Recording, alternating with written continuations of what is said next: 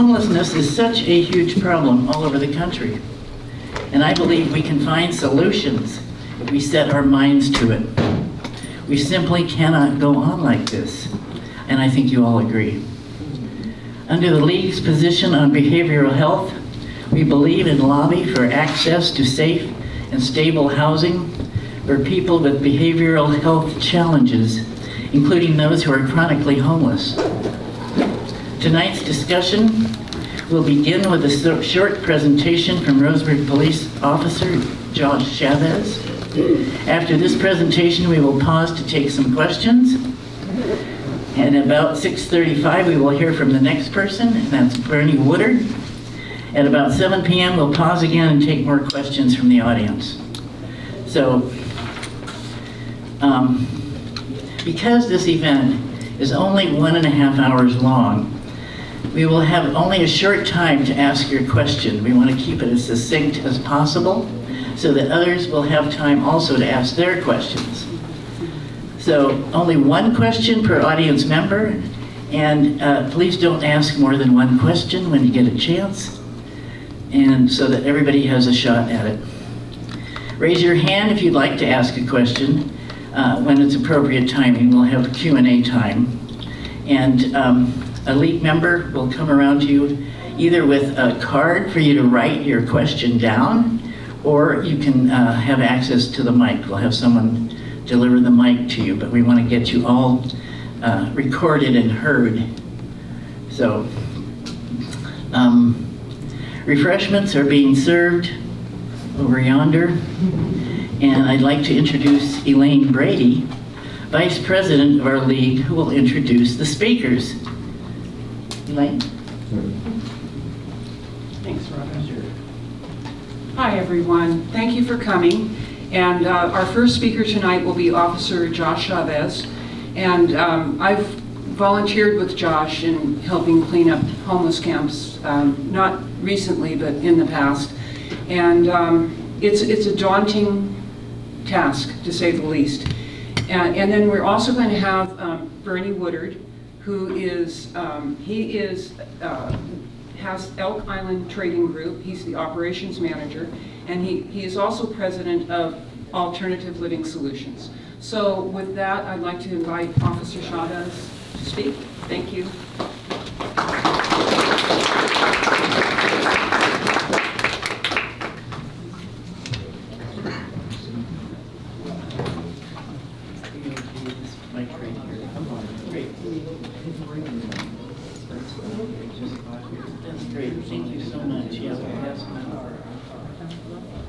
Hello everyone, I'm Josh Chavez. I'm with the City of Roseburg Police Department. I am the homeless liaison. I have been employed with the City of Roseburg Police Department for about 13 years. I've been doing this position for about 4 of them. Previous to that, I was a motor officer, traffic officer here in Roseburg. Closer to it, can everyone hear? Check. You can take it off the stand. Yeah, you can take Just go ahead and pull it off of there.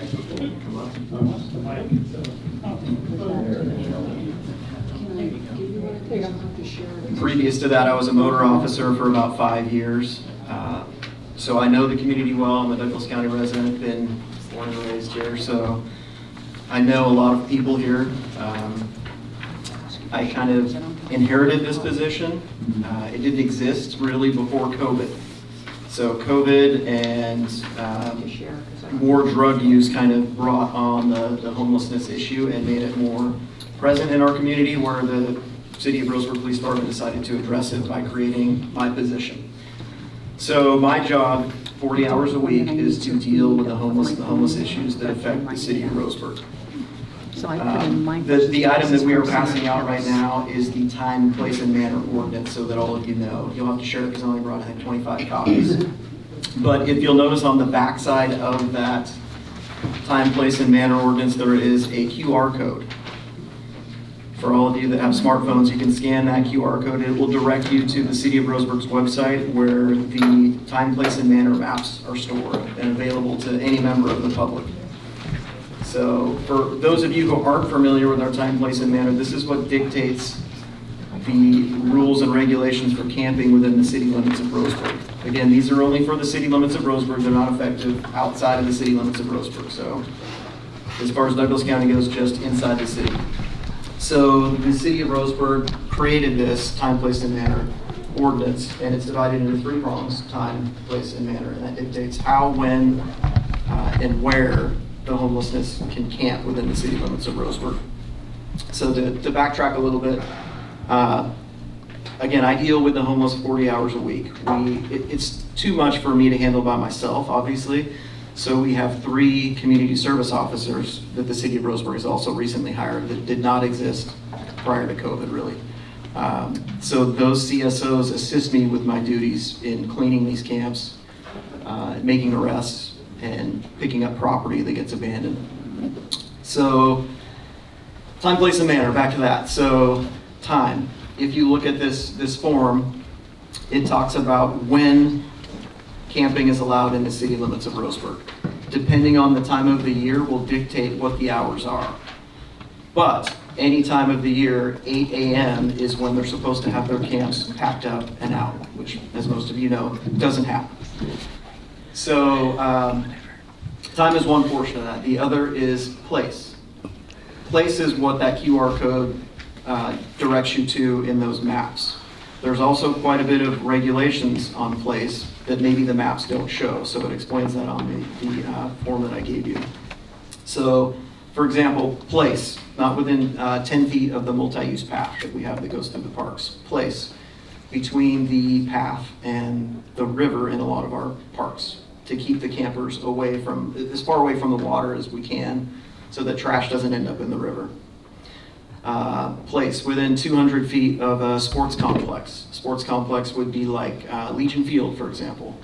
The soccer fields at Fir Grove.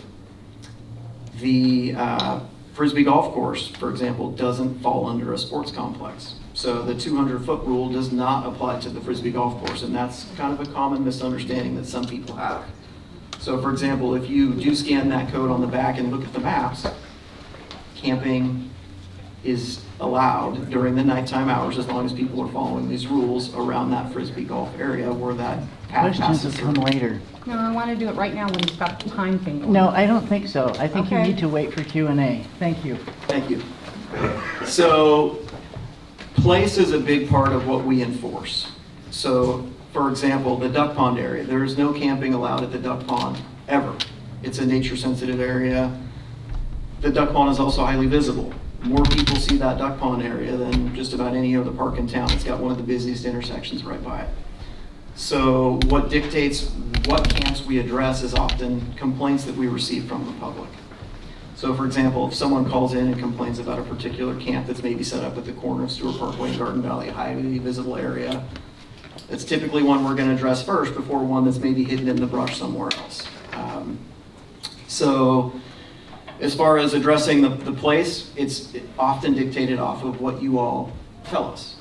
Obviously, there's camps everywhere, and we are by far outnumbered. I would estimate at any given time there are approximately 300 people camping within the city limits of Roseburg in tents within the park system.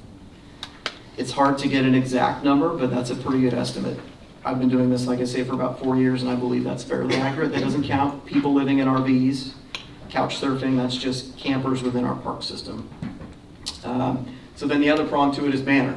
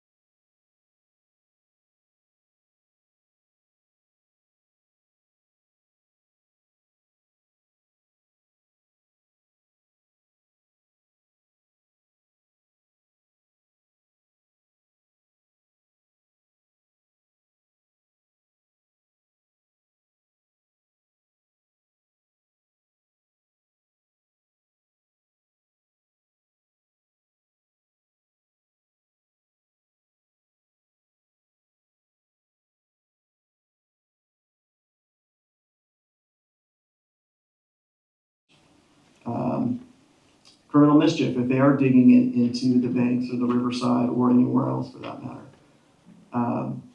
So what we do is to remedy this, or to try to make it as good as we can, is we will post that camp. So, and this is following state law, we have to post a camp with a 72-hour notice. We don't get to just show up and pack someone's camp up if they're violating the time, place, and manner. So unless they're violating state law, such as littering, that changes things. But if we go through the standard posting process, we have to post it with a 72-hour notice. Once 72 hours is expired, we then can show up and clean up that campsite. So typically we'll post, and we even give them more than 72-hour notice, because we'll post the week before for cleanup the following week.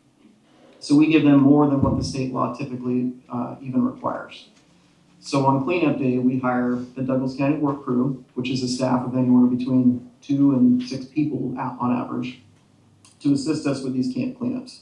Often they're done without the help of heavy equipment or machinery. It's often done by hand and with pickup trucks, because a lot of these locations are spread out all over town, and they're very time consuming. So we typically clean a major cleanup like that with work crew only 1 day per week. And that's another misconception, that we have access to the work crew every day. We do not. So when we clean those camps, we then have to sort all of that property. So that's another misconception, is that we just get to show up and throw everything away. We have to sort all of the property that is left behind by the camper. And if the camper is still there, we have to remove them and then sort through the property. So we have to sort through property, and often it comes with exposures, such as syringes. We come across hundreds, if not thousands, of syringes, often uncapped, in these campsites, which is a huge biohazard for us and anyone else that's in our park system. That number has gone down recently, though. So that's our biggest hazard, is exposure to syringes. So we have to sort through these items carefully and slow, and so that's what takes more time than anything else, is simply sorting through this property and figuring out what we're going to keep for this person that has value or utility, and what is going to end up in the landfill. And so then, once we get that property, we have to then transport it to the police department, where it's stored for 30 days for that person. After 30 days, if that person does not pick up their property, then it's disposed of. We load it back up and take it out to the Douglas County landfill, where it ends up there. So there's certain steps and procedures we have to go through legally to clean these camps. And again, there's a big misconception that we just get to show up and throw everything away, and this by no means is that the case. So we are outnumbered with the number of camps and homeless people in my one position. There's other officers that also write citations and arrest people for camping. But unfortunately, it's me that takes on the burden of it.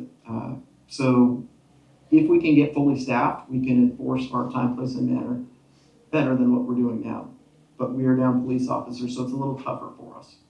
Again, if any of you have anyone that wants to be a police officer, friends, family, send them our way. We could definitely use them.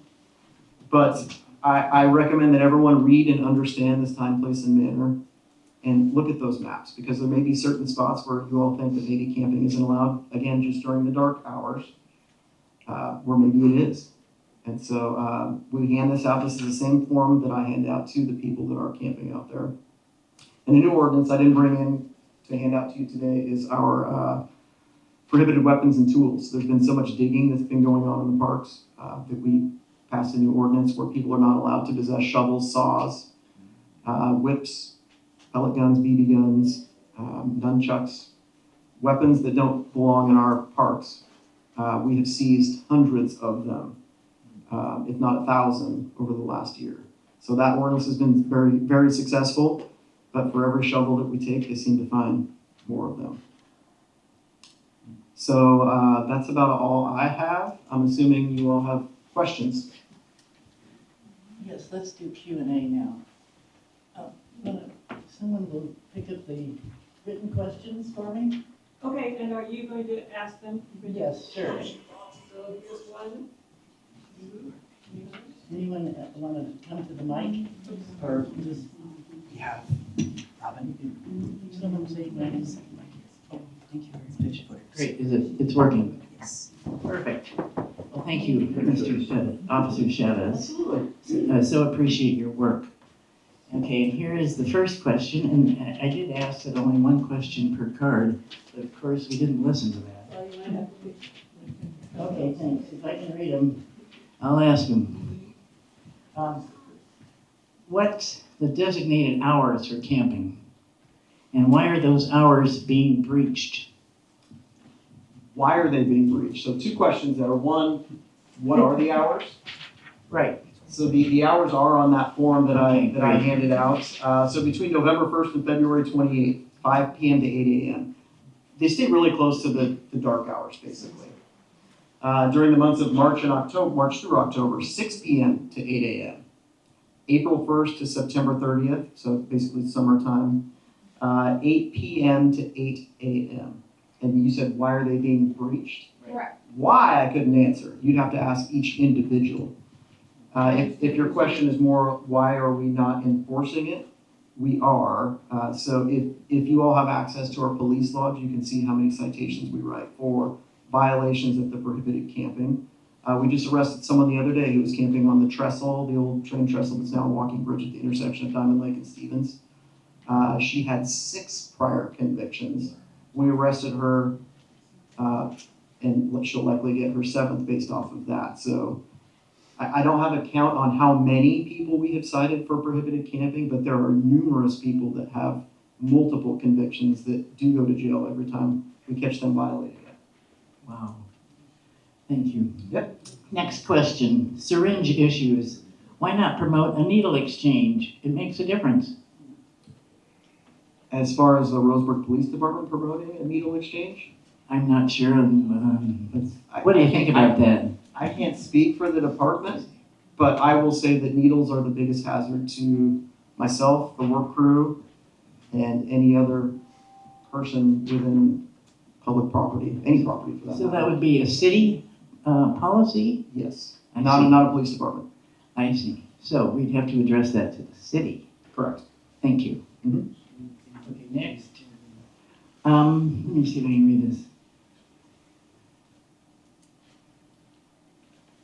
When will the city and the county incorporate or a primary research project to ask the homeless what they want?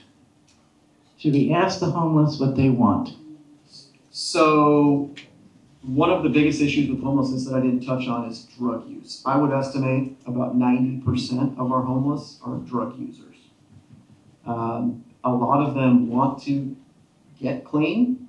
They don't have the resources to do it. A lot of them, when they decide to get clean, they tell me that, they communicate with me, and they say that I've got an appointment in 2 weeks or 3 weeks with an in-treatment facility to get clean, because that's what they want. But unfortunately, usually by the time 3 weeks rolls around, they've changed their mind. And so I think the biggest thing that they want is to be contributing members of this society, but until they get clean and sober, that's not really possible for a lot of them. Okay, let's move on here. Oops. Okay. Robin? Yes. This question has to be walked up to you because Okay. it's from Holly Brennan. She says, what I have discovered is everyone who addresses homelessness, quotes, like to talk, but will never pull the trigger on a solution. If I could ask any question, it would be if there actually was a solution, but there were some in opposition, would they be willing to move with the solution despite a minority of people who are loud in opposition, or are they waiting for there to be in agreement across the board by the entire community? Thank you. I'm not sure if Officer Chavez can answer that. It sounds like a city council question. And up to the individuals as well. Right. So good question and in depth. I wish we had an answer to that. Well, the second question on that card, which is the only one that really needed answered, which is why are you enforcing removal in the middle of those hours that you say are off limits? Why are we enforcing removal? During the middle of the night. We are not, unless they're committing a crime, or if they have multiple convictions and they're in an area where they're not allowed to be. If someone is following the time, place, and manner, we have nothing to cite them for, we would remove them. I have some different information that you have done that you know. So we only have access to the work crew during the nighttime, or during the daytime hours, pardon me. So we don't have access to the work crew during the daytime Maybe that hours. happened in the past, but I don't know, it doesn't sound like it happens regularly. No, definitely. In the middle of the night, they have rules, and you've got the paper And that's that, why I asked him why did you broke in by this gentleman. And so typically, we only have 3 officers during the nighttime hours anyway, so we don't have staffing And to I'm pack up not someone. speaking specifically of you, your name was. I don't work during the nighttime hours. I only work during day shift, and I have for 4 years. well, there's a lot of misinformation going around, I think, as well, so beware. Now, here's the next question. Okay. Why don't we, as a community, provide a garbage service? We No. do. I mean, to the homeless? Yes. We actually just recently, within the last 6 months, we were putting, in the Umpqua Greenway area, they had 2, I think they're 4-yard dumpsters, little green ones, excuse me, out there for the homeless that are in that area to put their trash in. And there's more out there than what they could fit in those trash bins. So we actually brought a large 20-yard dumpster out there that they put their trash in. Well, some of them do, obviously all of them don't, but so we do. I don't know what they mean exactly by a trash service, but I mean, that's as close as we can get to that. Yeah, that's what I'm thinking they mean for the homeless. Yeah, so there is actually a 20-yard dumpster that gets dumped every week that's out in that main area. Awesome. Can people get to that dumpster? Yes, Yes. it's right in the middle of the park. Okay, next question. Do you offer or share information about social services to help people find pathways out of homelessness? Yes, I'm a huge advocate for the Navigation Center, the Gary Leaf Navigation Center, for the Mission for men, for the Samaritan Inn for women. I constantly am encouraging these people, and for years, some of the same people, every time I see them, I ask them, have you got on the list at the Navigation Center yet? And some of these people thank me afterwards that it took them years to do it, but they say they finally did it and they've got housing. And so there's a few success stories out there, but not as many as I would like to see. And unfortunately, the Navigation Center only has so many beds and so much space. We're really limited. Our community is too big for what the Navigation Center can handle. Thank you. Okay, what percent of things stored get retrieved by the camper? Can you say I'm that? going to say 20 to 30%. So 1 out of 4, 1 out of 5 people will actually come in and retrieve their safekeeping property from the Roseburg Police Department that we store for them. And oftentimes they're new tents, new tarps, sleeping bags, nice clothes, tools, lots of tools we throw away that they do not pick up. It's things of value. Sometimes you can tell they may even be like sentimental things like photo albums and things, and end up in the landfill. Unfortunately, there's no penalty to pick the property up. There's no payment that they need to pay. They just have to come down and pick up their stuff. That's it. Well, they probably don't have a means to pick it up, is what I fear. So sometimes the quantity of property that what we get from one camp is literally truckloads of safekeeping property. And so, yeah, sometimes we'll tell them, like, you need to bring multiple trucks to the police department to pick your stuff up. And sometimes they do. They'll arrange for trucks to come to the police department to pick the property up. Good. Okay, next. You stated that highly visible camps are often the first to be dealt with. What difference does visibility make? We base it off the complaints. So the more visible a camp is, the more complaints we typically get on that particular camp. You mentioned that someone had been cited 7 times.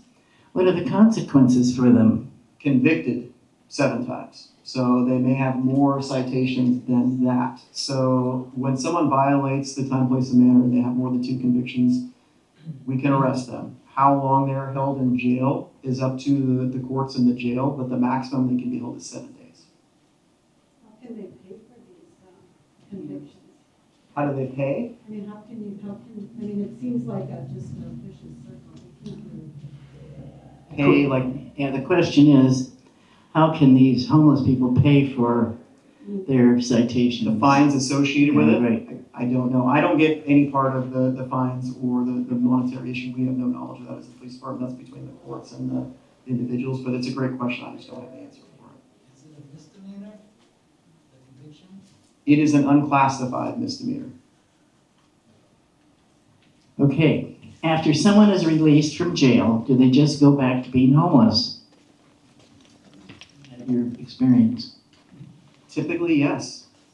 Yeah, I mean, there are, like I said, there's a few success stories out there where they have either used the resources that are there, which we really push, or maybe they found an alternate route, friend, family member that they finally hooked up with and was able to help them out. But there's a few of them out there, and often when these people do get housing, they come back to visit and hang out with the community that they know of homeless people, which is probably not the best choice for a lot of them because it's a lot of drug use and bad habits that sometimes go on within that community, but sometimes they just can't get away from what they consider their family. Thank you. Our ordinances change. Is there a change or addition you would like to see affected or put into place? So, me personally, yes. I can't speak for the city, but we're limited by a lot of the laws that are in place that we have to follow, such as holding property for 30 days after we've given them a minimum of 72 hours to remove their property from an area that we posted with a campsite notice, an unlawful campsite notice. Ideally, it would be nice if we were able to show up and say, hey, you've had 6 days, 5 days, 4 days to get your stuff out. If we wouldn't have to sort through those items and just say, this is all deemed trash because you left it, you didn't want it, and we could just throw that away. Because again, it's the time we spend in sorting through the property, the hazards that come with it, and then not only sorting through it, then packing it up, labeling it, writing a report for each camp that we take property from, and then taking it back to the police department, storing it, and then when they don't pick it up, taking it to the landfill. So there's all those extra steps that go with just the property portion of it. That would be ideal for me personally, but for the department, I can't speak for. Well, thank you, Officer Chavez. Oh, is there another question? I have. What is it? You've talked about the amount of money that's been spent on positions and on camp cleanup and things like that. It's very expensive. I'm sure. Okay. Has the time, place, and manner ordinances changed anything? Where are people supposed to go? So we encourage them to use those resources such as the mission, the women's shelter, and the navigation center. Most of these people, they've never gone to those places or got their name put on the list. Right. And so, you're homeless, Mm-hmm. and then you're arrested or cited for being homeless, but and your things are picked up, and you don't have the means to transport them anywhere. Doesn't it just seem like there's a never-ending solution? It's a lot of money spent and Yes, thank you. Thank you for that question. Our goal is, again, to I don't want to say force them because that's not the right word, encourage them to use those resources to finally take that step. And sometimes it may take arresting them multiple times. I don't know. Each person is different. You'd have to ask that person why they haven't used those resources that are there. But that's our goal, is for at least to get put on the list at the navigation center or go to the mission. And a lot of them will just flat out tell me, I don't want to go there. I don't want to use those resources. So have we gotten any background about? Excuse me. I'm sorry. I know. We need to ask one question Yes. and let others, because we have limited time. So I have another question here. Do you have citizen volunteers to help with the work crew? If so, how many volunteers show up to clean up every month? We currently do not have any citizen volunteers, and we learned that it's a liability issue because of all the needle exposure that we deal with, that we can't use currently volunteers. So who do you use? We use a Douglas County work crew.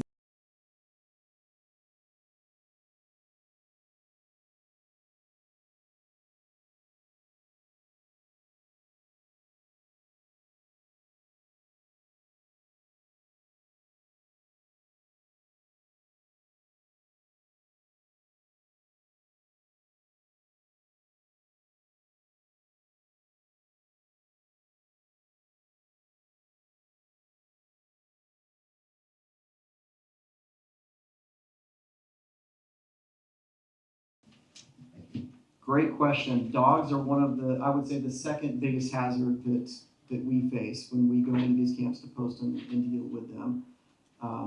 dog breeding seems to be a big thing in these parks, and maybe not on purpose they're breeding their dogs, but so dogs.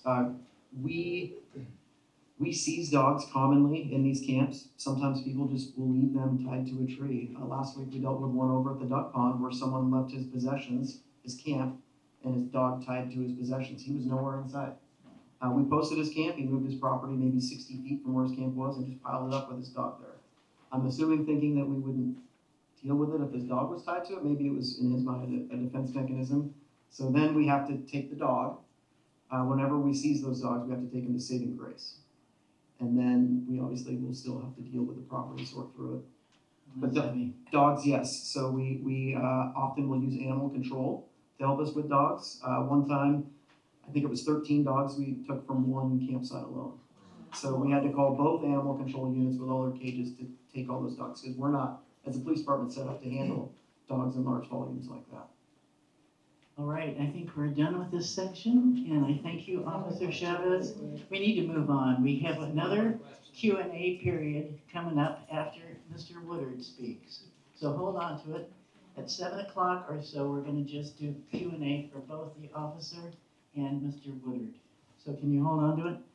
Keep those questions. Thank you very much, everybody.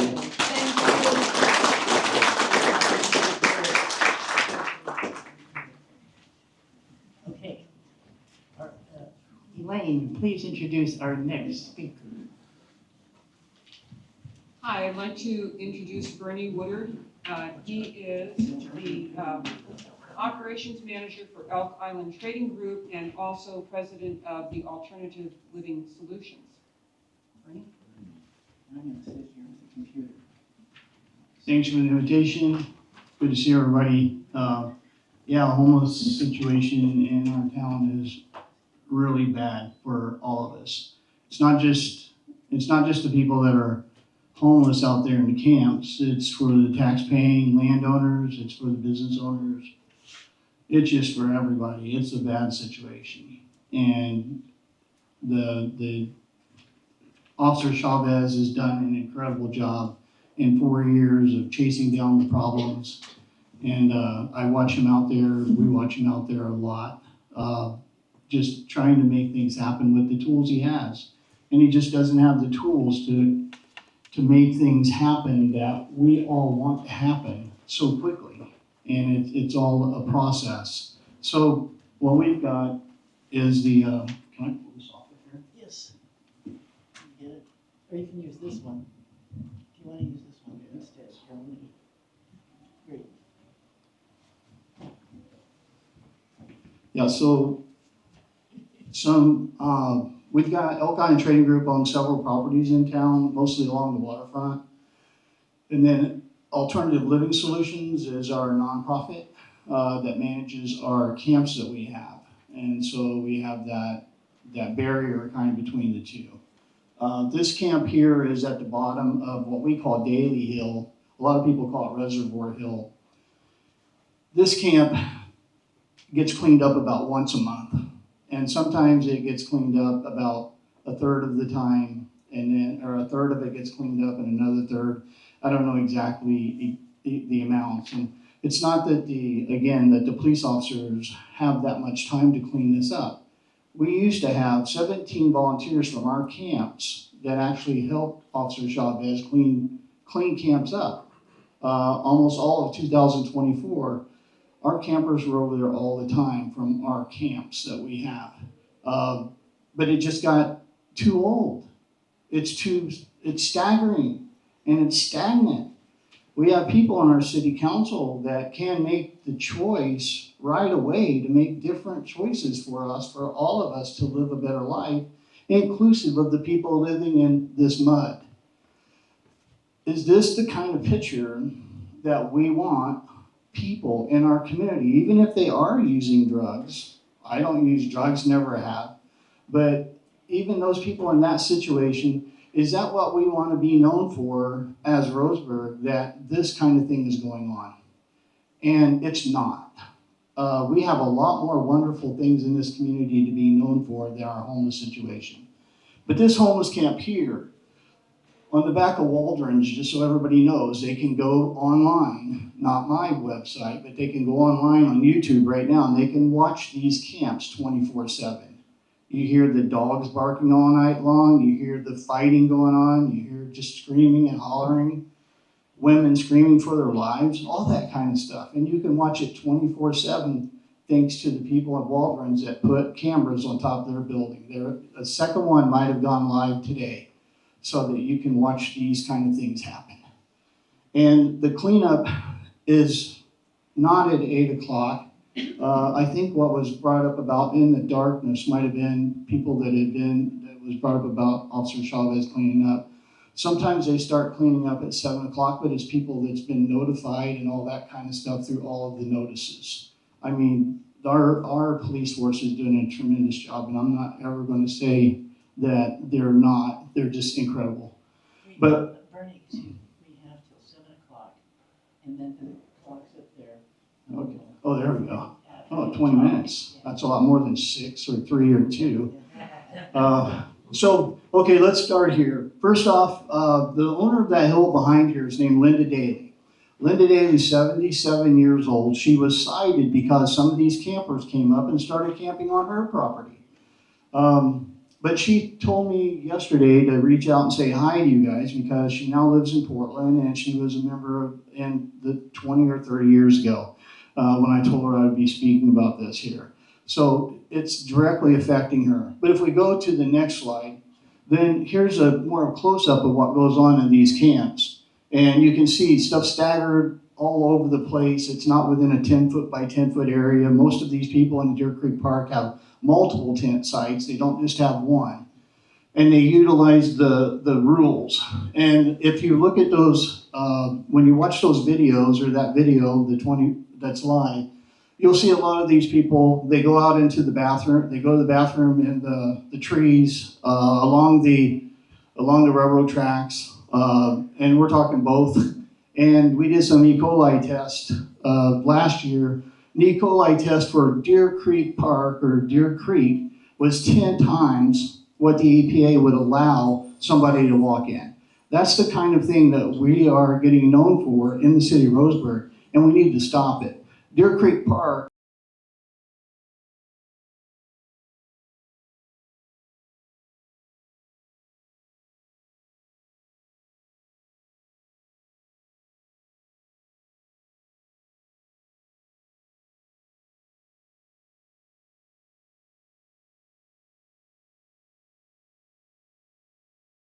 all the point.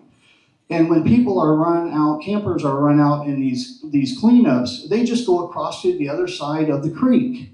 And so they just go there and they wait there 7 days. If you look at studies of people in the Midwest that want to come to Oregon, they want to come to the waterfront and they want to see beautiful things on the water and the river and they want to fish. Do you think people that want to come here for recreation want to see this? They don't. And so we have to make choices, and we as voters have a right to make those choices. And so here we have all these people that just continue to go back and forth like a tennis ball across Deer Creek Park, or across Deer Creek. Let's go to the next one if you would. So there's 2 of the almost live feeds of pictures of camps out there that do not get removed at 8 o'clock in the morning, and they're scattered all over. In 2010, the city of Roseburg passed what's called, I got kind of an AFib thing going on right now, guys, so I'm sorry. I get excited. In 2010, the city of Roseburg, our city council, passed what was called the Waterfront Master Plan. And that Waterfront Master Plan talked about how beautiful and incredible the waterfront was going to become. So me and my partner Richard, we started picking up properties. We picked up Elk Island, and then we picked up the overflow channel on the other side. We picked up the bridge properties. We picked up several of the properties down Pine Street.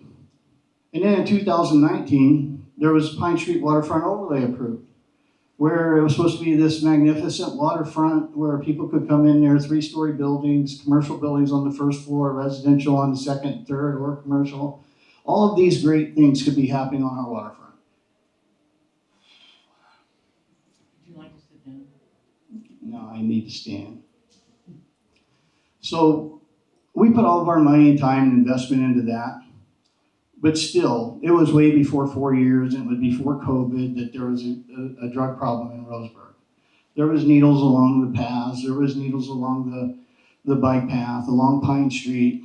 You know, we just kept praying and hoping that something would change. And then, let's go to the next one.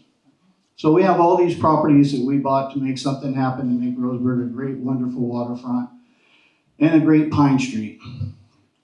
So then here again, this is just a few weeks ago, as the Deer Creek Park was just continued to be what it was, or it flips to the other side of the creek. And these 3 tents up here was owned by a couple people that was playing rock music. That's on private property. Me and my camps went up there and we cleaned 18 people out of this lady's house and off this lady's property, Linda Daly. She had been cited by the city for a nuisance for having illegal camping and illegal camps on her property.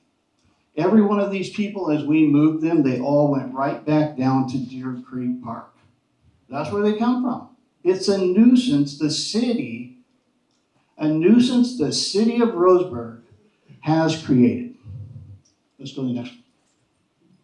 And yet, other people that are taxpayers, property owners, business owners, we're all paying the price for bad decisions. So in 2022, there was, for about 10 years, I went to city council meetings and I said, hey, if you guys will just vote in that there'd be legal camping, where people could have legal camping on their own property, maybe they'll be, if you want to call them anybody bleeding hearts that wants to help people that have a need, maybe they can put a tent up on their own property and kind of bring that person under their wing to help them. For, I think, 8 years, I went to city councils at least one time a year and asked them to do that. In 2022, they passed a law called 2022-21 called the Tent Camping Resolution, where you could have 10 tents. And so that was in early 2022. And me and Richard, Richard and I are like, okay, churches are going to jump in here and they're going to do this. Come on, bitch. Nonprofits are going to jump in. They're always talking about what a problem the homeless people are.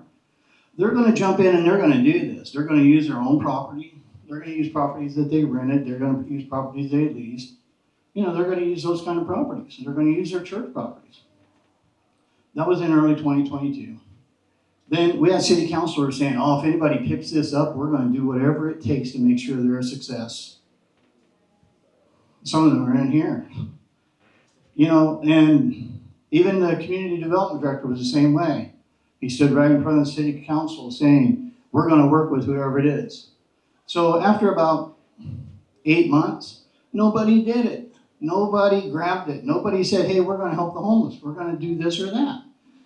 And so we went to Washington Bridge, our property, and we said, well, we're having trouble doing anything with our properties anyway. You know, you can't get people to come and stay on them. Nobody wants to visit them. You know, we got all this homeless stuff all over the place.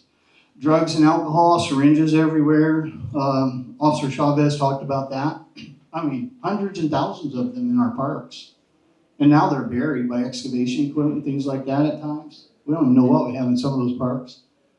But what we did was we went and we started on our Washington Bridge. We started our first camp. In May of 2023, we went and we applied for 2 tent camping resolutions. So we got 10 tents on each one. We did Washington Bridge Camp. So by Washington Bridge Camp in September, we started our first 10 people. I think there was an article by a news review saying that we started it and it was unorthodox. You know, but it was starting. It was doing something to make something happen. Because nobody else, it seemed like, was doing it. So then we went to the next slide, is our Pine Street. When that was a success, when we had 10 to 20 people in our Washington Bridge camp, and again, these are high barrier, they're no drugs and alcohol, is what our camps are.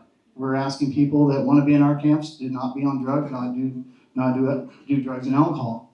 So then we went to our Pine Street camp, and in March of 2024, we started that camp. Next slide. We went to, that went okay, we was keeping it packed. So then we went to Maselli, and we started one down at the Zero Maselli Street, which became our third tent camp that we had. Still, articles were published about us, but no help from the city. Not even a call. Not even a call. The Homeless Commission, we asked to speak. I asked to speak almost every time.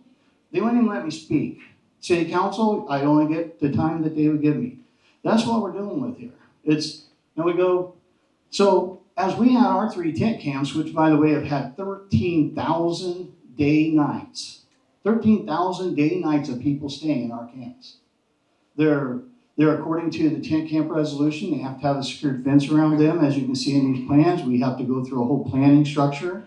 We have to submit all this. The city doesn't have to do this for their places they have camps. They don't put a tent around them or a fence around them. We have to have porta pots. We have to have garbage disposal. We have to have all those things. The city's not doing that with any of their camps. You know, they let people camp there in Deer Creek Park forever, one side or the other. No bathrooms, go out there in the river, go out there in the creek, all that. But we followed the rules, and we're still following the rules, and we're still going to follow the rules. And so we applied, we was told, because other people around the state heard what we were doing, Grants Pass has a problem too, as everybody knows, because they were in the Supreme Court. So I was contacted by people in the Grants Pass saying, we need a burning in Grants Pass. Crazy, it's supposed to be our camp names and camp numbers, but it's just become a burning thing. And so I'm like, okay, I'll take a look at this. And so I go down there and I take a look, and it's like, wow, this is pretty tough. Grants Pass has been in the Supreme Court. Grants Pass is still in court. Grants Pass has a judgment against them, all these kind of things. But we looked at it all and said, hey, we can do this. This RFP, the request for proposals that they put out to all people, it wasn't sole sourced behind the scenes to somebody, but it was out in the public where everybody could see what was being said and what was being applied for. We looked and we said, we can do this. You have to have 150 beds. It has to be low barrier where they can actually be inebriated or on drugs when they get there, but they can't be causing problems. These kind of things. So we applied for that. We didn't score first to begin with. The local person scored first, but they couldn't get a property. We got a property, and we got it from Bimart. We got it next to a wraparound services called Mint that we created as our partner. So what we did was we made sure the RFP proposal met every specific thing that they wanted in that request for proposal, and we met everything that the court in Josephine County requested of them and required of them. They needed 150 beds. They needed low barrier. And they needed the bathrooms, and they needed it to be a secured spot that was 24/7 security.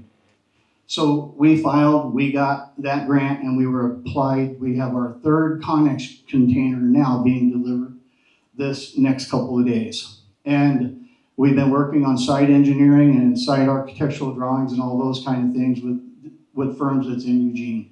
But we've done all the things. Okay, so we've jumped through those hoops to get to there. But go to the next slide. Okay. So that was what was accepted by the city of Grants Pass to make happen. What we're doing is we're using Connex buildings that's 40 feet long, changing them into 4 units in a Connex building, according to a new transitional code that the city of Grants Pass approved for us. And we can get 2 beds in each one of those, 2 sleeping beds in that. This meets, our project there meets what's called House Bill 3115, which you'll hear everybody say we cannot fix the homeless problem because of House Bill 3115. That's bullshit. And sorry about that, but it is. It's something that everybody wants to say that does not want to do anything. They don't want to make a choice. But 3115 requires people to have a place to be able to sleep. And so the court down there determined that, okay, we've got 600 homeless people in Grants Pass. We need to accommodate, let's go to the next one. We need to accommodate 25% of that. So I created a funnel system, total population Grants Pass, 39,000, almost 40,000. There's 600 homeless people, and then they required 25% beds for those 600 homeless people. which needed 150 beds, and that's the formula that needs to be taken care of and taken into account by every city in the state of Oregon to comply with House Bill 3115, and it can be done.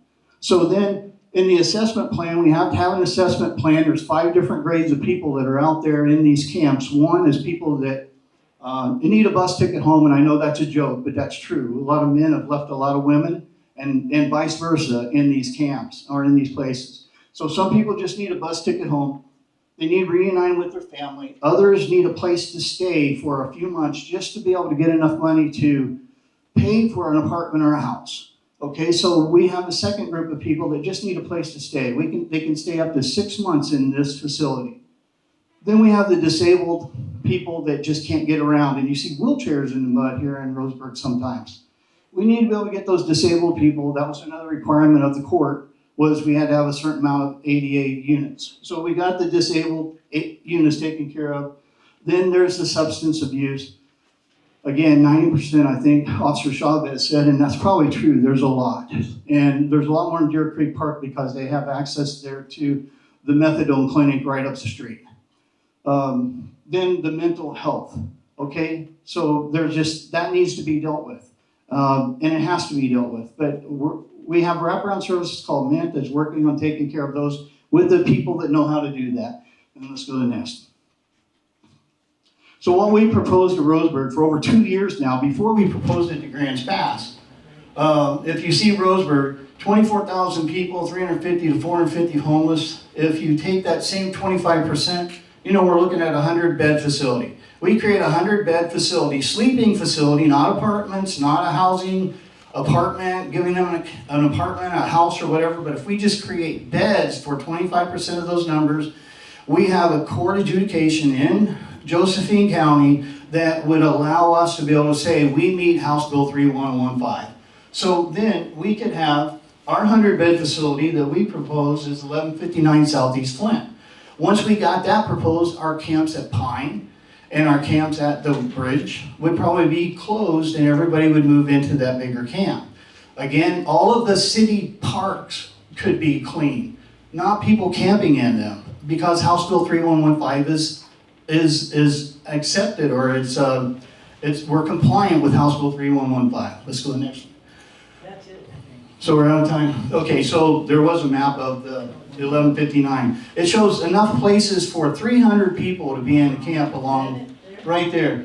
Over 300 people can be in this camp down by the railroad, across from the navigation center. It's not a property that anybody wants, but we propose this to the city for 2 years now, and it's always something they want to stop, and we need to stop them from stopping us. And that's what voters have to do. I can't do it. I've done the best that we can. And we need your help to make a difference. Thank you very much, Tony. I appreciate it. I guess I gotta turn it off. Anyway, okay, so we're gonna do Q&A now again. And so have you gotten a card you wanna write your question on? If not, you can come to the mic. If you want to ask a question, 2 ways. Either write it on a 3x5 card. Is someone passing those out? Yeah, will you come up to a mic? Here, I can bring this ways, I think. Here, just a moment, please, sir. Yes, sir. Thank you. We want everybody. Bernie, I'm just wondering what it would cost to do the camp you're proposing. I mean, is it possible? Grants Pass awarded us $1,179,000 to build a facility down there. We're going to be a little over that, but we found private funding to take care of that because people want their properties back. Grants Pass is a beautiful city. Roseburg is a beautiful city. Beautiful waterfront. Roseburg is a beautiful waterfront. We needed to get this happening. But yeah, $1,179,000 is what we're on in construction. We'll be on construction. It's not even going to be as much because we're going to start in a different way. Down there we had to start with the court order. Here we'll start by just creating a low barrier. We can move the camp in 1 week. Lupe, you want to ask a question? Would you pass this mic to her, please? Thank you. Thank you.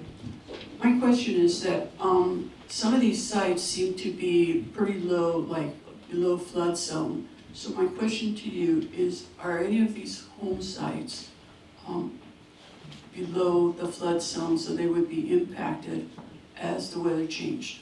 Yeah, neither of the long-term Grants Pass one is not flood zone, and neither is the one down by Maselli Park, the long-term one. We do have one that we've constantly, if you guys follow my Facebook page, you see us, if water starts coming up, we have to start moving the camp up and moving people to other camps, the Washington Bridge one. We wish we didn't have to use that, but those are the properties we have that meet the requirements of the Tent Camping Resolution 2022-21. And so we're able to put that camp there. Pine Street Camp is in the floodplain, but it's not really a problem with water. And then the Maselli Park one is not. Okay, thank you. Yeah. Pass that forward. That'd be great. Someone else? Who else would like to ask a question? Oh, good. Alice.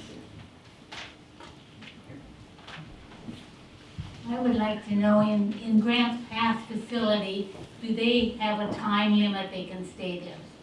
Yeah, 6 months is our camp, or our shelter. It's not even a camp. It has beds, and that's an important element. There's beds here for people to stay safely with a place to store their stuff underneath of each bed.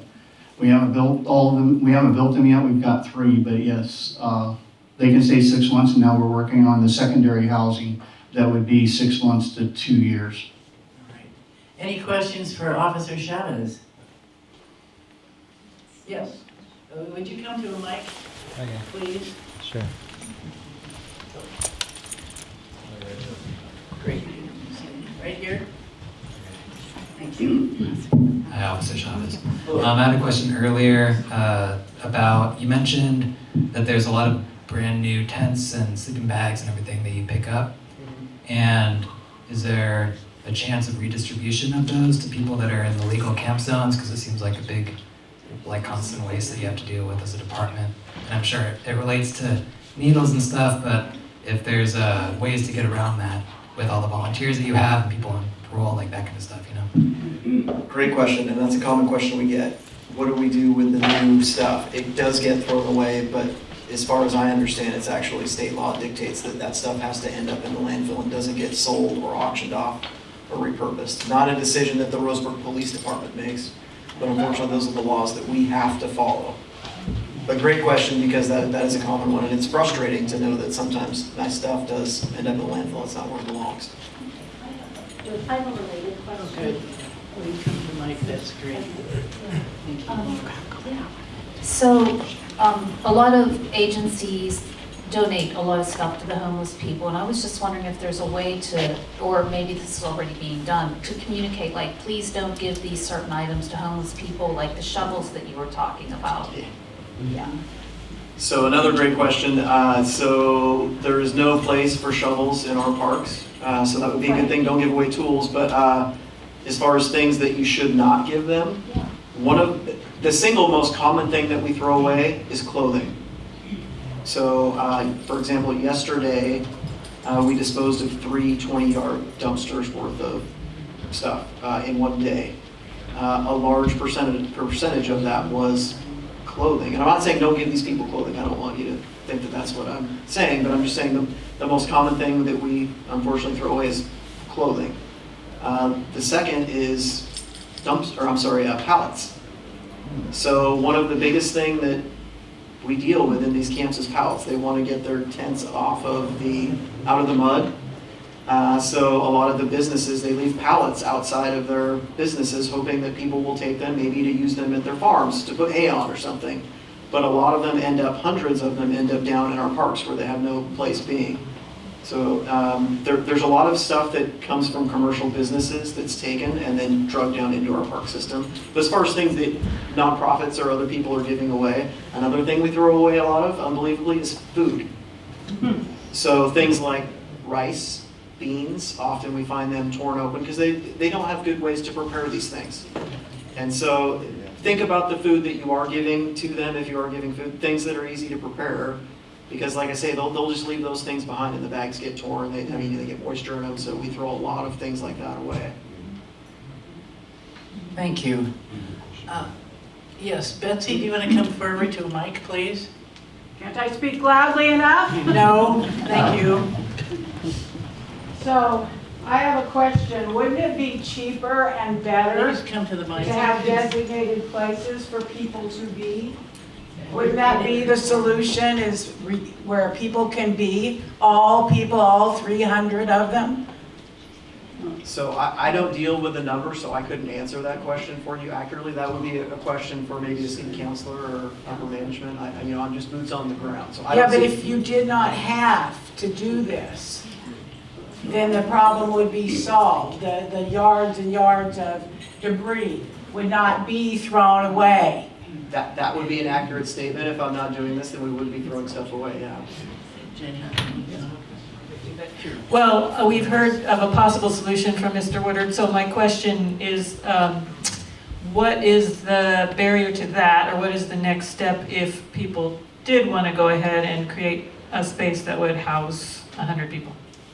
Convincing the people to go there would be the next step. You can build it, and hopefully if you build it, they will come. But there's a lot of people, like I said earlier, that I've asked, why are they not using the resources that are there? And they said because they don't want to.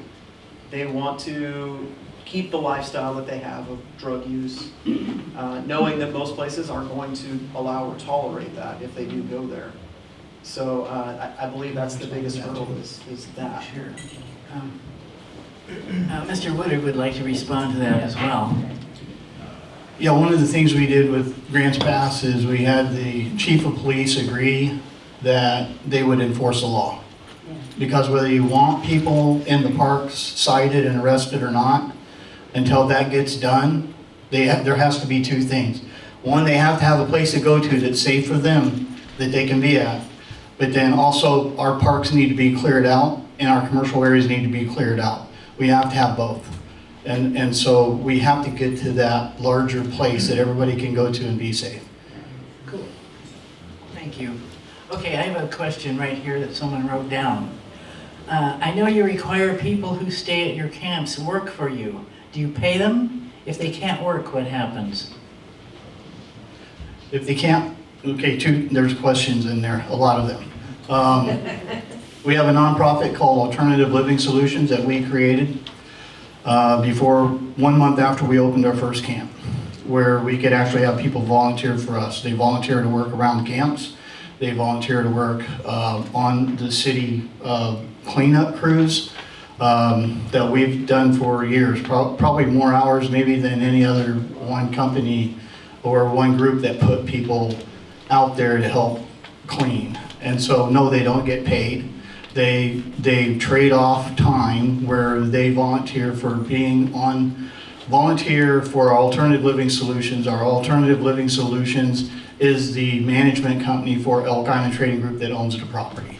There's nothing wrong with it. There's been a lot of misinformation out there by people that have been taken out of the camps because of drug and alcohol use or violence against women and things like that, because those things go on and we remove them from our camps. And so there's a lot of misinformation. They've started with people that want us to fail to try to create issues for us. Thank you. Another question, sir?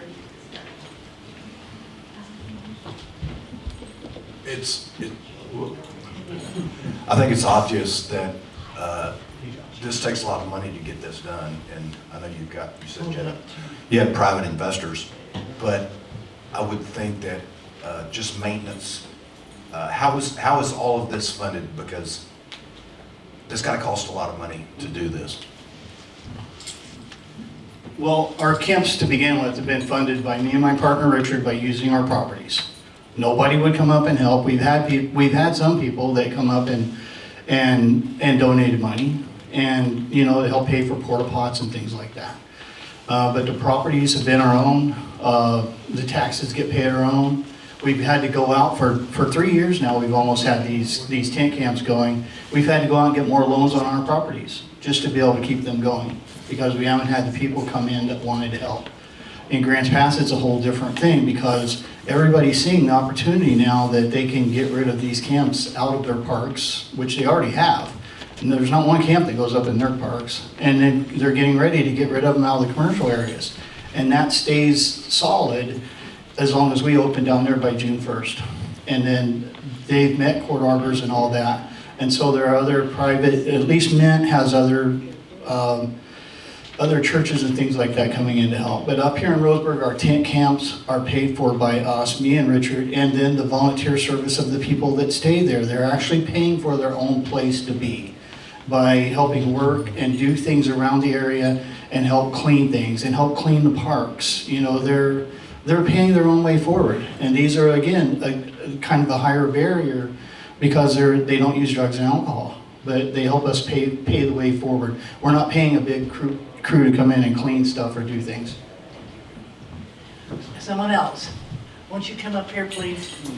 I'm sorry. You'll be next. No, come on ahead. No. Okay. Sure. My question piggybacks on yours, and it's for Bertie. There must be a lot of funding sources out there, foundations, grants, opportunities, state, federal monies. What research have you done on other funding from governmental entities and or nonprofit foundations? And that's a really good question again, because it's not just building it and they will come, it's operating it and keep them there. Our goal is to create nice places, you know, places people want to be at. And on the funding thing, is like, I didn't realize the nonprofit, we've got people now that are looking for grant applications and helping us get through the grant application process. Before these last 2 or 3 years, and some of you in this audience know me, I've been like just busy trying to survive and make the thing work. I haven't had time to do the research. I've just been trying to keep a place for people to be able to stay that's safe. But now that we've gotten this grants pass deal and maybe we eventually get a Roseburg one, maybe they need to wait and see what happens in grants pass. But there is operational funding out there.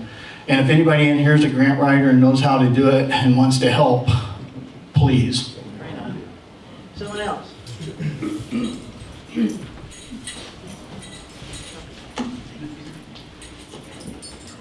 Good evening.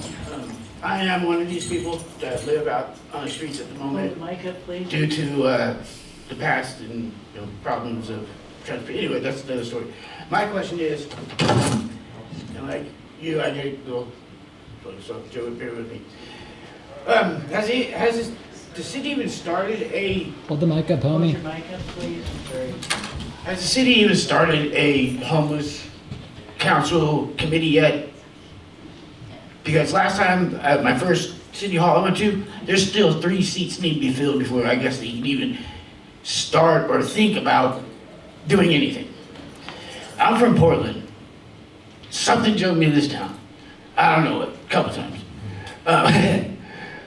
But I've seen a lot of different ways to deal with the homeless situations, and none of them are going to be ever perfect or ever be the right way to do it.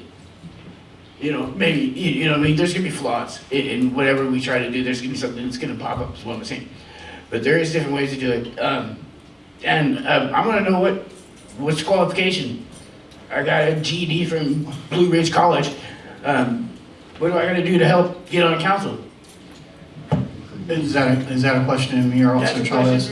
As far as I understand, the city council is working on, sir, the city council is working on getting a homeless commission back and going again, and adding more people to it that can properly respond. And the other thing, as I've watched the city council meetings, they're going to make sure that they're open once a month so that you and others can come in and actually speak. That's what I've observed from the city council working towards solution on that part. I do believe the homeless commission was, starting it with all nonprofits that actually make money off of homeless was a bad thing to do. It should have been other people involved. Betsy should have been on there, and Max Stafford should have been on there. People that are involved with homeless people should have been on that commission, and we probably wouldn't have gone through the money we've gone through now and leaving 300 people out in those parks. Thank you. Question? Would you come to a mic, or can I bring it to you? Thank you. I was just wondering from both of you, what can the citizens of Roseburg do to support that plan on Flint Street or what can we do to help support the police department? We all know it's a problem, but what actions can we take to help? Good question. You go first. All right. I think watch, keep your eyes open, and say, hey, we've heard this tonight on February 12th at the League of Women's Voters meeting that this could be done. Don't sweep it under the rug, and we want to see something happen, whether it's our company doing it or somebody else.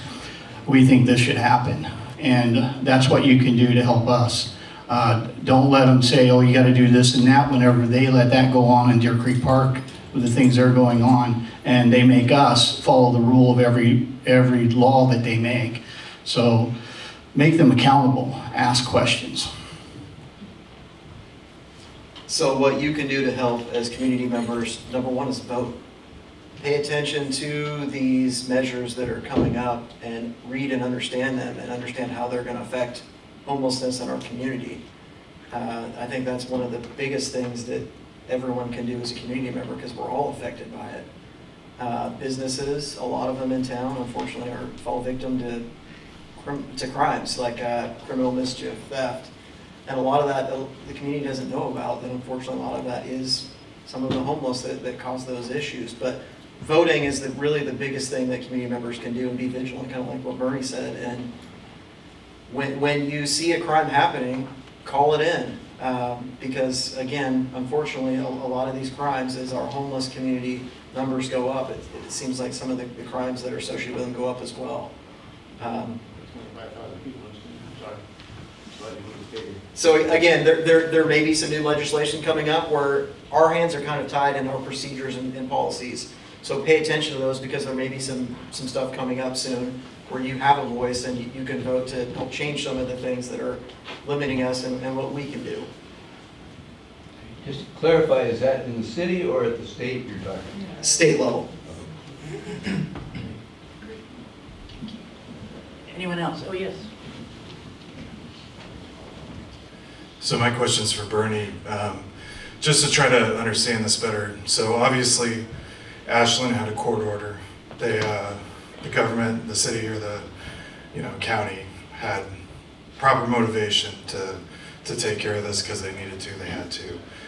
So what did so I'm guessing the federal and state funding was taken on, like the grant writing and everything that you're saying that you need help on, was taken on by government employees in that situation. What, like, how did that? Because you're saying that you basically, you've been hitting your own nonprofit in your own pocket for the initial setup and for the ongoing management costs at this point in time.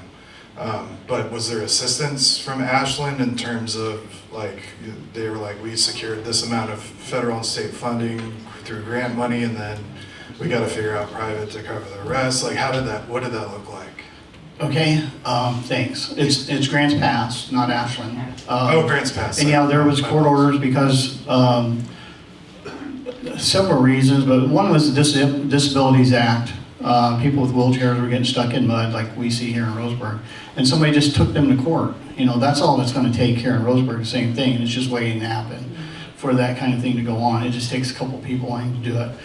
But the money from Grants Pass came from what's called an opioid settlement that almost, I think it's 28 billion or so many, that number's wrong, so don't use that.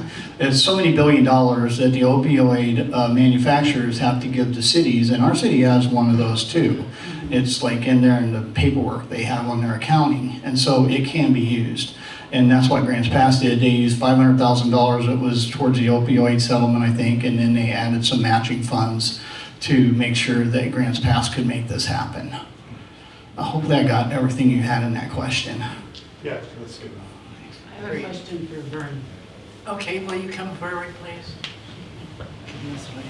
I'll bring this to you, but we're almost here. So, Bernie, the elephant in the room is the fact that you actually do have people work for your private LLC. And there are actually, I'm with Housing First Umpqua, and housing is the solution to homelessness, not badly managing it. but we actually are looking for people who have been in your camps to help them file complaints so the courts get to decide. Wait a second, and I want people to I'm look just wondering how at. many questions you get. Well, actually, I'm going to take some space that was told I could take by Robin in a message that she kind of backed out on. So Housing First Umpqua is actually part of a group that is starting a People's Homeless Commission to run parallel because we don't like the way the city has done anything. We also have a petition to ask for the city to account for all the money they've spent on this enforcement. So the petitions are both over there. You can sign up to be part of the People's Homeless Commission. And frankly, we are going to fund a lawyer to address the exploitation of the people as well as what the Grants Pass case for the city. We are poised to do that right now. The problem is homeless people are so disenfranchised. I organized homeless people in the 80s and crackheads were less disenfranchised. Thank you, Betsy. We appreciate your input. Yes, would you come forward? Oh, I should respond to that first. Go ahead. Yeah, right on, go ahead. How much are we going to respond? How much can I respond? Go ahead. Betsy's with Housing First. She slandered me here, so let's go the same thing. She's been doing it for 15 years or so. Never housed one person. We've got over 13,000 nights of people staying in our camps for safety. And we plan on making it even better. And, you know, some of the accusations she makes way off the charts. Maybe criminal, but, you know, we're trying to do everything we can do right to make things change. And, you know, I believe that Betsy probably would be a good candidate for the Homeless Commission because she has been doing it so long, but again, she's really done nothing, and it's maybe not her fault she can't get the funding, and so she's trying to utilize every opportunity that we have on a Facebook post or here with you all to get answers to be able to badmouth us.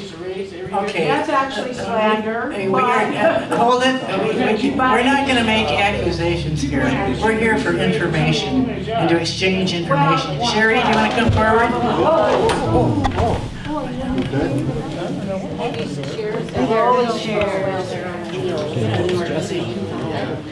Getting up, or you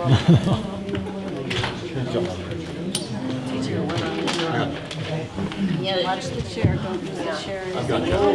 You can put your weight on me, it's all right. Thank you. Go to the chair. Here, I've got your hand. Sure, you want to come around? Yeah. Rolling chair. Wow. No, that'll be a rolling chair. You all right? Okay. Sure, I'm fine. That is I'm hearing all these great things that you both do, but it seems like it's not solving the homelessness problem. And I realize that's a multifaceted problem. I mean, there's different reasons for why people are homeless. But I feel like if we can identify all of those reasons and set up nonprofits or whatever, government-funded clinics, or that we help these people transition from homelessness. Otherwise, this is going to continue over and over again, and we are getting nowhere. What are we doing? I know you mentioned the different places that homeless people can go for the night, but what are we doing beyond that? Thank you. So I kind of touched on this earlier. I believe that treatment facilities and beds, because we are so outnumbered in our community, and I think every community for that matter, these people that unfortunately they are addicts, they can't get the help that they want when they want it. And I think that is the first step. So voting or whatever you can do to get these facilities more beds and get them in more communities would be a huge step towards getting out of this cycle that we're in. Like I said, not all of them are drug users, but unfortunately a lot of them are. And like I said, they do want help. It's just it's not there for them. And I often talk to these people, and sometimes they tell me their stories, and sometimes they don't. But for the most part, when they do, it's drugs are the root cause for the issues that they're having being homeless. And I agree, it's about beds. And that's why I say it's not about housing first. And it's not about what we're doing right now. It's about beds. And that's why we've designed a plan that can get people a safe bed in a place out of the rain. And that's where we gotta go, whether it's us or somebody else doing it. That we've gotta look at beds and creating those beds for people to go to that's safe for them. And then I think, we still gotta stay on the enforcement part of it. I mean, and that's what Josh's job is. And it's just one tough job for him and for the enforcement to do this. Anyone else? We've got time for just a couple more. No, there's a lady here. Oh no, come. I've ignored you too long. Yeah, I live in one of Bernie's homeless camps, and I've noticed when I walk around town a lot of people put things for free on a sidewalk. You'd be surprised how many people use their wagons to haul that crap all over town. And that's part of the reason that a lot of stuff is going to the dump. People don't want to take their stuff to the dump. They don't want to pay for it. They just put free on it and leave it on the sidewalk. And that's not helping our landfill any. But a lot of these people are finding stuff on the sidewalks that they're taking to the park that the city's having to pay to get rid of. And there should be a law against that too.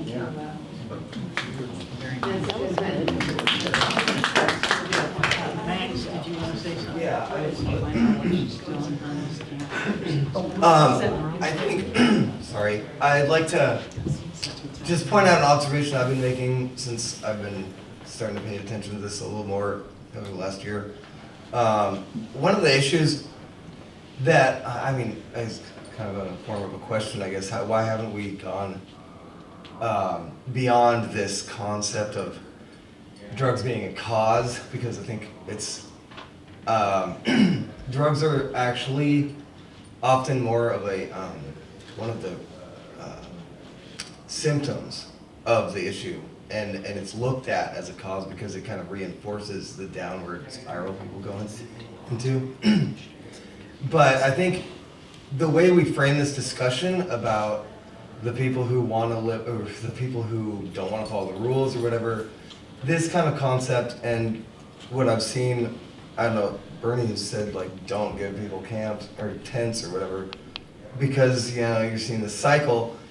But I think we just need to look at how complicit this has been as far as doing sweeping people's camps and continuing this.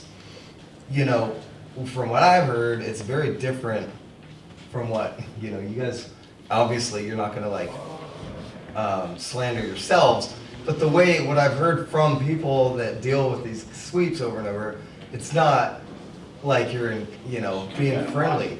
And it's extremely abusive, and this kind of concept of it, aside, I wanted to just say, aside from accusations and heavy feelings about this stuff, it's important to look at it in a subjective way. That's looking at the actual situations people are in, not just assuming that, it's somehow good to, take the people that are willing to be exploited, to work for 3 hours a day or whatever in exchange, and then throw the rest of the other people into this group of, those people don't want to follow the rules. Do you have a question? My question would be, sorry, let me look at my notes here. Basically, Question, please. the question is, what is the city getting out of this? And obviously, they've continued this for it's a choice. It's not like, oops, we're trying to fix it now. What I'm saying is, why has the city chosen to simply sensationalize people's problems and really the needle and the way that you guys describe the issue is extremely problematic, and it reinforces a lot of this public perception that is wrong. And that is a lot of the problem that we're seeing is because the people don't want a homeless camp, right? Because the concept is that, it's these bad people. So why, my question is simply, why do you what benefit is it to you to continue to criminalize people for their poverty and their homelessness? Thank you. So if you're asking why do we clean like we do, is that? No. Clean? Did you say clean? Criminalization. Criminalization of camping? Why do you criminalize people, homelessness and drug addiction? So it is the laws that we're enforcing. We as a police department don't create the laws that are set forth by the voters. We enforce them. I'm asking why do you keep sweeping people when you can't put them in jail? You displace them further while slandering them constantly at every single meeting. When you're talking about the homeless, it always comes back to, oh, but what about the people that don't follow the rules? Okay, Max, thank you. I think you made your point. You want to speak to this too? Yeah, there's three elements of this whole thing, you guys, and it's not just the people that's doing drugs illegally in the camps. There's people doing drugs illegally in the camps. There's people that are out there because they have to be, because they can't have any place else to go because of affording a house. And then there's also taxpayers, and there's real estate, and there's owners of properties that's next to these camps, and there's businesses next to these camps. All of those people have to be taken into consideration, not just one. And Officer Chavez and the City of Roseburg Police Department, they follow the rules and make sure that those, as many people as they can, that violate the laws are taken care of according to what the laws are. We can't cater to one group of people anymore. We have to cater to all of them. Do you want to say anything more, Josh? Well, you kind of touched on a couple things there. One of them is, why are you doing these sweeps? First of all, we don't call them sweeps. We clean. And if we don't clean, the amount of trash that will pile up in these encampments will be so out of control. For an idea, we took over 75,000 pounds of trash out of that camp in one single day. So that's 13 20-yard dumpsters, compacted. So we have to do these, because if we don't, no one else will. And our parks are, it's too trashy as it is. I mean, we're trying to keep up with the amount of trash that's being brought into them. So if that was kind of one of your questions, that's at least a tidbit of information for you on that. Okay, we have time for one more question. Come forward. I'll hand you the mic. Great. Bernie, just a quick question. In addition to the beds, will there be like an area for cooking or storing things or etc.? I mean, it's one thing to be able to sleep. Yes, it's the number one thing is that they can 24/7 show up at the door, at the gate, and they'll be able to get into a place within 1 hour. And then Mint, our wraparound service partner down there, will have 4 hours after that during the day to go in and assess each person to see what they actually need. If they need a bus ticket, we're going to get them that bus ticket out. If they need a place just to stay for 6 months to be able to keep their life together and get to an apartment, that's what they're going to get. If they need drug treatment, if they need it then, we're going to help them. If they want to wait and they say, well, we don't have a place to go, we're going to say, we're going to lock your stuff under your bed, because our beds are going to be elevated for storage and for a refrigerator underneath of it, for them to be able to cool their medicines, and they'll be able to store their stuff. And if they want to get help, they can go get help. And we're going to encourage that. And we're going to do that by incentivizing things, not forcing things. But I think I lost maybe part of your question, but then there's going to be food. There's places in the complex that's going to have barbecue grills, and we've already cleared it with the police or the fire marshal down there that we can actually have wood fireplaces, picnic tables for people to eat on. Because, I mean, right now people are like eating in the mud.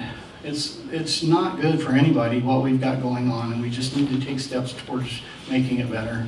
And if there's something else that we see we need to do, there's showers. There's going to be showers. There's 6 showers. There's 6 bathrooms. They're all individual stalls where people are not going to be trading off things, but they'll be able to go in and take a shower. Then there'll be laundry facilities for them also. So a lot of stuff's in there, and we're still creating it. We got back our final plans today, and anybody that wants me to share those with them, you'll probably be seeing them on the internet somewhere. Okay, thank you so much, both of you, Officer Chavez and Bernie. So appreciate it. I think we learned a bunch. I have to cut this off. We have to be out of here by 8 o'clock. Who owns Deer Creek? Who owns? I'm sorry, Fireplace sir. for Kid City? Who owns the professional building. Those are all good questions, I'm sure, but we need to Because call I think it. there might be over 100 beds there. Also, if you're registered to vote, excellent, and if you're not, please do. There's a little card with a link on where you can go online to register to vote. So be sure, remember to register to vote, or you should update, check your registration out, make sure you are. Yeah, there's a little sign on the back table that tells you where to go. Oregon vote. Yeah. Yeah, we've got little handouts if you want them. So thank you all for coming. Have a great journey home. Thank you both for coming. Oh yeah, for sure. This is kind of next level. Yeah.